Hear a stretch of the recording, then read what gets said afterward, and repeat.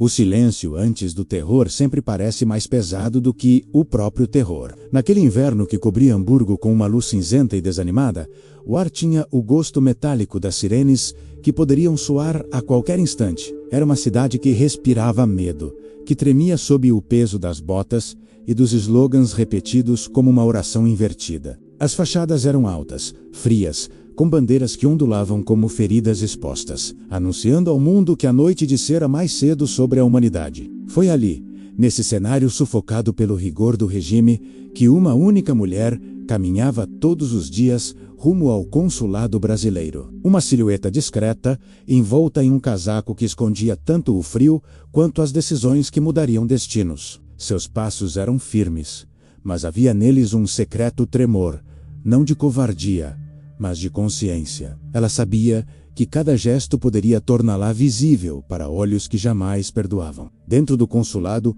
o relógio marcava o tempo com a precisão cruel de um coração disciplinado demais. As paredes brancas escondiam conversas murmuradas, documentos empilhados, olhares que evitavam profundidades perigosas. E lá, entre carimbos, lápis e papéis que poderiam condenar ou libertar, ela começou a remar na contramão de um rio faminto. Não havia testemunhas, não havia hinos, não havia aplausos. Havia apenas o instante em que ela segurava um passaporte nas mãos, o nome de alguém perseguido. Alguém que talvez ainda estivesse escondido em um porão escutando passos no andar de cima, esperando por um milagre que nunca vinha rápido o suficiente. O cheiro de tinta fresca misturava-se ao perfume dos casacos molhados, trazidos pela neve. A diplomata respirava fundo, antes de cada assinatura invisível. Era ali, naquele movimento quase banal, que se escondia a primeira faísca da insubordinação. Ela libertava um corpo que jamais vira, uma família que nunca tocaria. E ainda assim, sentia o peso cálido da responsabilidade. Do lado de fora, a Gestapo circulava como um animal que vigia seu território. Cada janela podia ser um olho, cada sombra podia ser um informe pronto a cair em mãos erradas. Mas ela seguia um nome por vez, uma vida por vez. Os corredores pareciam ouvir. O carpete abafava seus passos, mas não o tamborilar acelerado do seu coração quando um guarda alemão surgia sem aviso ou quando a porta do consulado batia alto demais. Em seu íntimo, ela sabia que era uma peça solitária, tentando romper um mecanismo monstruoso. Ainda assim, havia algo nela menos uma chama que o medo não conseguia extinguir. Talvez fosse justiça, talvez fosse compaixão, talvez fosse apenas a recusa em aceitar que um regime pudesse decidir quem merecia existir. Hamburgo continuava a ruir lentamente, mas ali, entre mesas de madeira e pequenas lâmpadas amareladas que tremiam com o vento, nascia uma rebelião silenciosa. A diplomata não escrevia discursos, não convocava multidões, não enfrentava soldados com armas. Ela subvertia o império com papel e coragem. E, embora ninguém soubesse naquele momento, aquela mulher sozinha começava a reabrir o futuro para mais de 800 almas que aguardavam, invisíveis, pela chance de respirar novamente. As ruas de Hamburgo tornaram-se um labirinto onde cada esquina respirava desconfiança. As pessoas caminhavam com o queixo encolhido, como se pudessem se tornar menores do que realmente eram, fugindo do campo de visão daqueles que transformavam vidas em dossiês. Os rádios nas janelas repetiam discursos que vibravam como preces distorcidas, vozes que prometiam ordem, pureza, vigilância total, e atrás de cada palavra havia um aviso silencioso.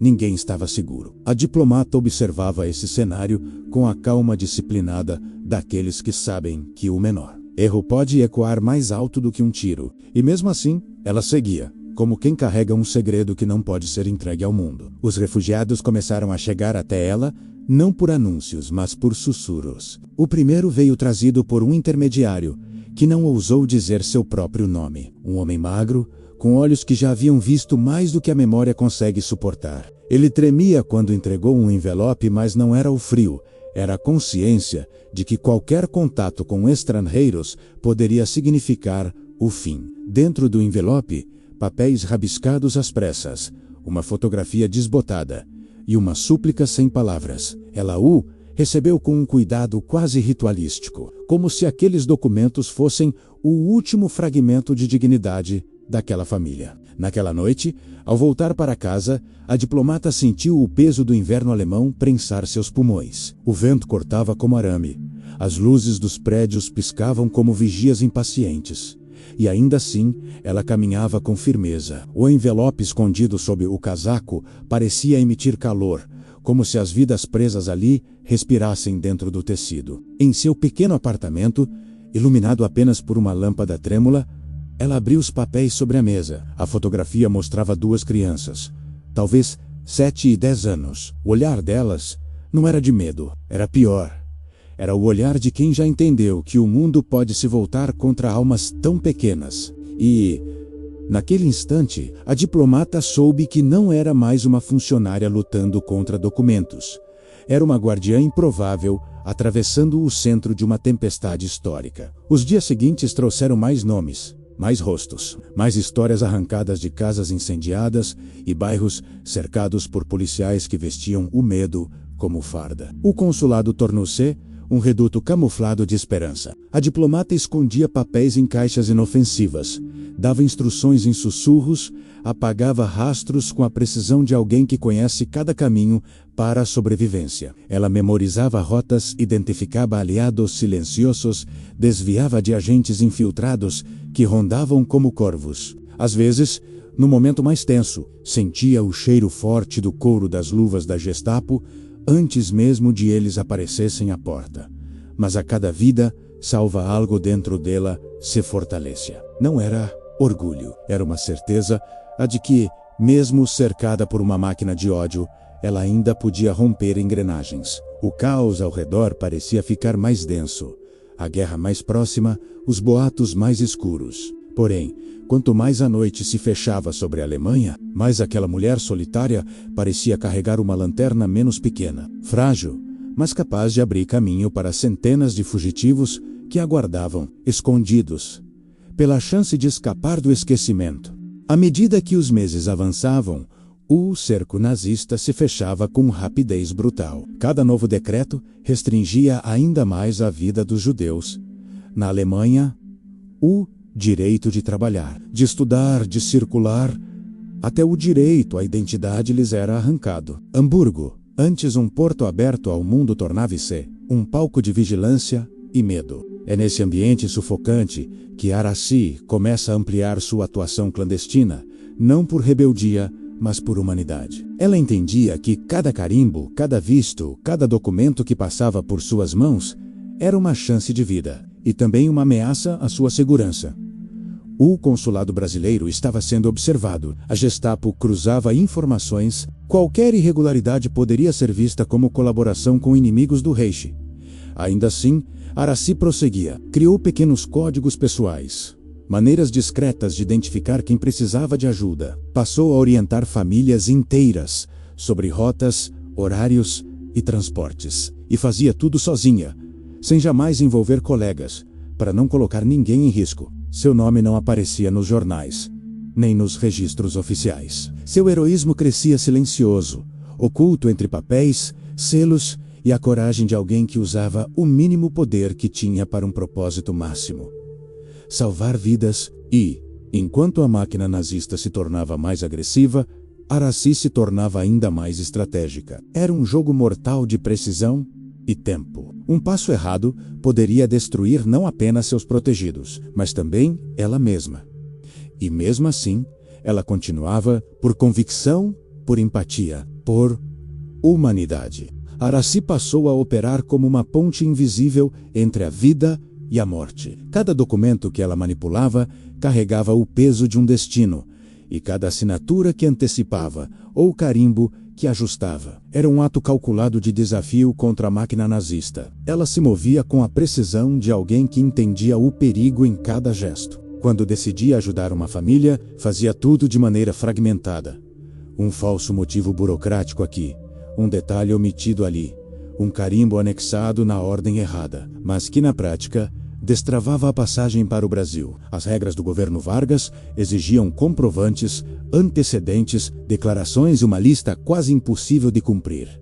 Restrições pensadas justamente para barrar judeus. Aracy, porém, transformou sua mesa no consulado em uma trincheira silenciosa. Ela ignorava exigências, flexibilizava normas e, quando necessário, falsificava justificativas plausíveis. Era como se lutasse com armas feitas de papel, tinta e coragem. E o mais impressionante, ela não tinha respaldo institucional.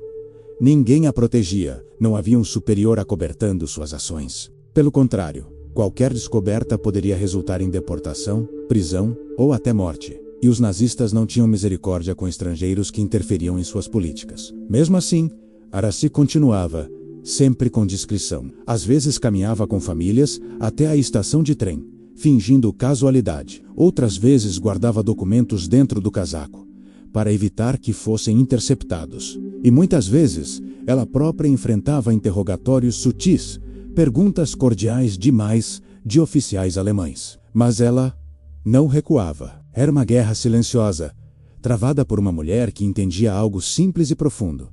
Se o mundo inteiro escolhia fechar as portas, ela faria o impossível para manter pelo menos uma aberta. Havia noites em que o silêncio de Hamburgo parecia vibrar, como se a cidade inteira respirasse sob alerta. Aracy já reconhecia esse tipo de atmosfera. Era quando algo estava prestes a acontecer. Os passos dos soldados soavam mais pesados nas calçadas. As sirenes cortavam o ar sem motivo aparente, e até os pássaros pareciam voar mais baixo, como se pressentissem o perigo. Foi numa dessas noites que a ameaça se tornou real. Uma família que ela havia ajudado semanas antes. Um casal e o filho adolescente, fora detida durante uma inspeção surpresa. Os documentos estavam em ordem, todos emitidos legalmente pelo consulado. Mas um detalhe chamara a atenção da Gestapo.